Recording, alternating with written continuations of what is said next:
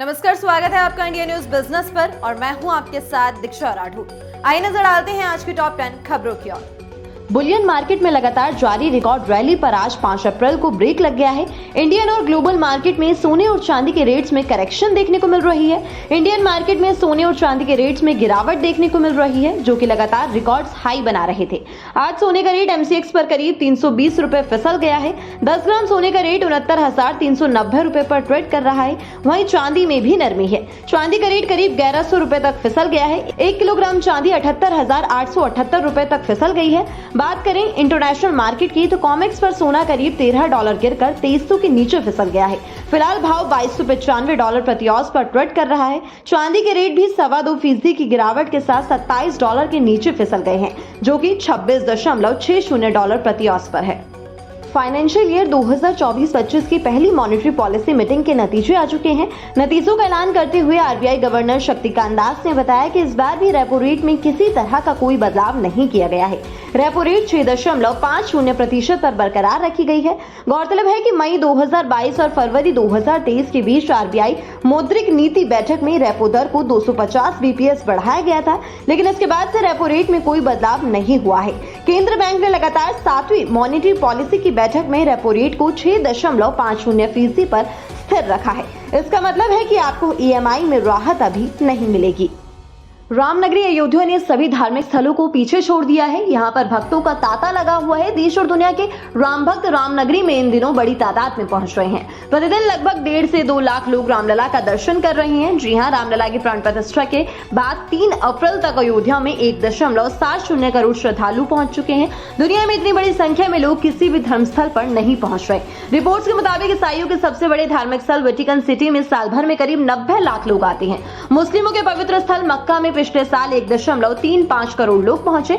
वहीं 2019 में अयोध्या में रोजाना 5,000 लोग आते थे, लेकिन अब 2 लाख लोग आ रहे हैं। रामलला की प्राण प्रतिष्ठा के बाद से अयोध्या की अर्थव्यवस्था को पंख लग गए हैं। अयोध्या में मंदिर निर्माण के साथ यहाँ जमीन का रेट 10 गुना बढ़ गया है। करीब 700 लोगों ने अपने घरों को होम स्टे में बदल दिया। वहीं पिछले 2 साल में करीब 100 होटल बनकर तैयार हुए हैं। वहीं 50 से ज्यादा होटल निर्माणाधीन है। अयोध्या में इंडस्ट्री एंड सर्विस सेक्टर में 4% की बढ़ोतरी हुई है। 2 दिन पहले तिहाड़ जेल से बाहर आए आम आदमी पार्टी सांसद संजय सिंह ने प्रेस कॉन्फ्रेंस कर बीजेपी पर हमला बोला है। उन्होंने कहा कि शराब घोटाला बीजेपी ने किया है। इसमें बीजेपी के कई बड़े नेता शामिल है। केजरीवाल को साजिश के तहत फंसाया गया और काम करने वाले CM को जेल में डाल दिया। संजय सिंह ने अपने प्रेस कॉन्फ्रेंस में दावा किया है कि दिल्ली शराब घोटाले में जिन लोगों को आरोपियों के रूप में पकड़ा गया था, उन्होंने जब तक केजरीवाल का नाम नहीं लिया, ईडी ने उनके बयान को भरोसे लायक नहीं माना। लेकिन जैसे उन्होंने अरविंद केजरीवाल का नाम ले लिया, उस बयान को मान लिया गया। उन लोगों के बयानों के आधार पर केजरीवाल को गिरफ्तार किया गया। केजरीवाल ने सरकार बन चुके आरोपियों का नाम अपने प्रेस कॉन्फ्रेंस में लिया। पहला नाम संजय सिंह ने मंगूता रेड्डी का लिया और दूसरा नाम शरद रेड्डी का लिया। साथ ही आखिरी में संजय सिंह ने कहा कि केजरीवाल एकदम बेदाग है, उन्हें उनके अच्छे कामों की सजा दी जा रही है और भाजपा का नारा है कि जो जितना बड़ा भ्रष्टाचारी उतना बड़ा पदाधिकारी। जल्द आप यूनिफाइड पेमेंट इंटरफेस यानी कि UPI के जरिए कैश डिपॉजिट कर पाएंगे। RBI गवर्नर शक्तिकांत दास जी ने आज फिस्कल ईयर 24-25 की पहली मॉनेटरी पॉलिसी अनाउंसमेंट करते हुए इन्फॉर्मेशन दी है और कहा है कि UPI की पॉपुलैरिटी और एक्सेप्टेंस को देखते हुए अब इसके थ्रू कैश डिपॉजिट फैसिलिटी देने का प्रस्ताव है। ये सर्विस CDM यानी कि कैश डिपॉजिट मशीन में अवेलेबल कराई जाएगी। अभी CDM के थ्रू से कैश डिपॉजिट करने के लिए डेबिट कार्ड का इस्तेमाल किया जाता है। RBI ने बयान जारी करते हुए कहा है कि बैंकों के लिए लगाई गई मशीन यानी कि कैश डिपॉजिट मशीन कस्टमर्स के कन्वीनियंस को बढ़ाती है, साथ ही बैंक ब्रांचेस पर कैश हैंडलिंग का प्रेशर भी कम करती है। तो आइए अब जानते हैं UPI ATM से कैश को कैसे निकालें। सबसे पहले ATM में UPI का ऑप्शन सेलेक्ट करके अपना अमाउंट दर्ज करें। इसके बाद आपके सामने UPI QR कोड शो होगा। अब इसे स्कैन करें और फिर UPI पिन एंटर करें। इसके बाद ATM से आपको अपना कैश कलेक्ट करना होगा। एप्पल इंक ने अपने 600 से ज्यादा एम्प्लॉयज को नौकरी से निकाल दिया है। कंपनी ने कार और स्मार्ट वॉच डिस्प्ले प्रोजेक्ट बंद करने के बाद इन पर काम कर रहे एम्प्लॉयज की छटनी की है।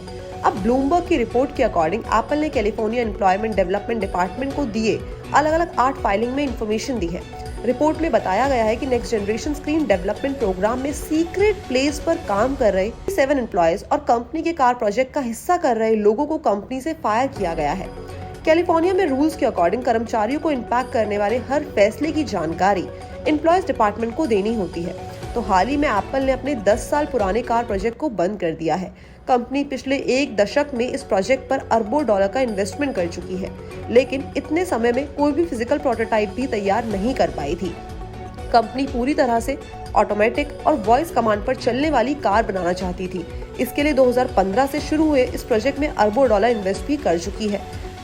जून 2015 में मैगी पर डिसाइडेड लिमिट से ज्यादा केमिकल यूज करने के आरोप के बाद 6 महीने का बैन लगा दिया गया था। तब कंपनी को लगभग 38,000 टन मैगी नूडल्स वापस मंगाने पड़े थे और उन्हें खत्म करना पड़ा था। इसके बाद नवंबर 2015 में कंपनी के ऊपर से बैन हटा दिया गया था। Union of India department of consumer affairs ने साल 2015 में NCDRC यानी national consumer dispute redressal commission के सामने शिकायत दायर की थी। और अब अगर हम बात करें तो NCDRC ने नेस्ले इंडिया लिमिटेड के फेवर में मैगी नूडल्स की बिक्री के खिलाफ सरकार की 2015 की याचिका को खारिज कर दिया है। मैगी की कंपनी नेस्ले ने 4 अप्रैल को स्टॉक एक्सचेंज फाइलिंग में इस बात की जानकारी दी। इस मामले में सरकार ने नेस्ले से लगभग 285 करोड़ रुपए का मुआवजा और 355 करोड़ रुपए का हर्जाना मांगा था। नवी मुंबई पुलिस के एक अधिकारी ने बताया कि नवी मुंबई पुलिस ने ईरान के एक खजूर व्यापारी से कथित तौर पर करीब 4.3 करोड़ रुपए की धोखाधड़ी करने के आरोप में 5 लोगों के खिलाफ मामला दर्ज किया है।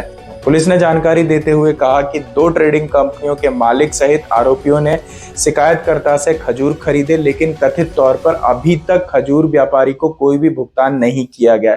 अपनी शिकायत में व्यापारी ने बताया कि उसने साल 2020 में ईरान के बंदर आवास पोर्ट से मुंबई में रहने वाले 2 व्यापारियों को खजूर के साथ 23 कंटेनर भेजे थे, जिनकी पेमेंट अभी तक नहीं मिली है। लोकसभा चुनाव से पहले भारतीय जनता पार्टी स्थापना दिवस का जश्न जोर शोर से मनाने की तैयारी में है।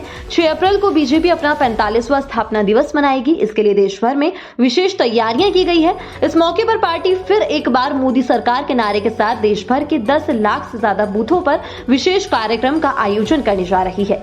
इसके अलावा पार्टी बूथ स्तर पर आयोजित इन कार्यक्रमों के जरिए लोगों से संपर्क कर उन्हें मोदी सरकार की उपलब्धियों के बारे में बताएगी। इसके साथ ही पार्टी 6 अप्रैल को देश भर में बूथ स्तर से लेकर राष्ट्रीय स्तर तक विपक्षी दलों के नेताओं को पार्टी में शामिल कराकर एक नया रिकॉर्ड बनाने की भी तैयारी कर रही है। दरअसल प्रधानमंत्री नरेंद्र मोदी के आहवान के मुताबिक भाजपा ने इस बार अकेले 370 और एनडीए गठबंधन के साथ 400 पार जाने का लक्ष्य तय किया है। यही वजह है कि पार्टी ने अपने स्थापना दिवस के अवसर पर 6 अप्रैल को देश के सभी राज्यों में जाकर मतदाताओं के साथ साथ पार्टी कार्यकर्ताओं और नेताओं को भी उत्साहित करने के लिए विशेष योजना बनाई है।